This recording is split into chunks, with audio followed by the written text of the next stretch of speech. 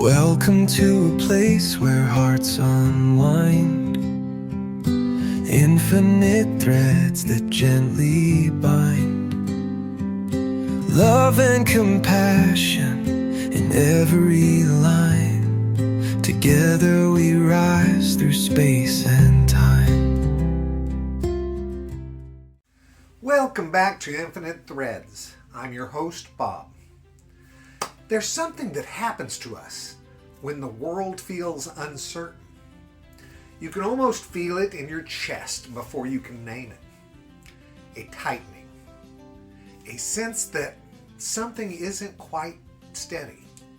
Like the ground hasn't moved, but it doesn't feel as solid as it did before. And when that feeling sets in, we start looking outward, trying to make sense of things, trying to understand what's happening, trying to find something that we can hold on to. I remember hearing a long time ago a simple piece of advice. It wasn't loud and it wasn't complicated. Just something said gently, almost in passing. Maybe you'll know who said this. Look for the helpers. At the time it sounded comforting. Fred Rogers said this to us when we were kids. But I don't think I fully understood it until much later. Because when things feel heavy, our attention naturally goes to what's wrong. That's where the urgency is. That's where the noise is. That's what pulls at us. And before long, it can start to feel like that's all there is. But if you stay there too long, something inside you begins to shift. You start to feel disconnected, guarded, a little less open than you were before. And that's where that quiet advice begins to matter. Not because it changes what's happening, but because it changes what you're able to see within it. Because even in difficult moments, especially in difficult moments, there are always people who step forward. Not for attention and not for recognition. Just because something in them says, this is where I'm needed. You might not notice them at first. They don't always stand in the center of things. Sometimes they're just off to the side. A person helping someone else gather themselves. A voice choosing calm when things start to escalate. Someone offering presence instead of judgment. Small things maybe. But are they really? Not really. Because when you begin to notice them, something inside you begins to settle. The world doesn't feel quite as sharp. Not because everything's okay, but because you're seeing more of the picture.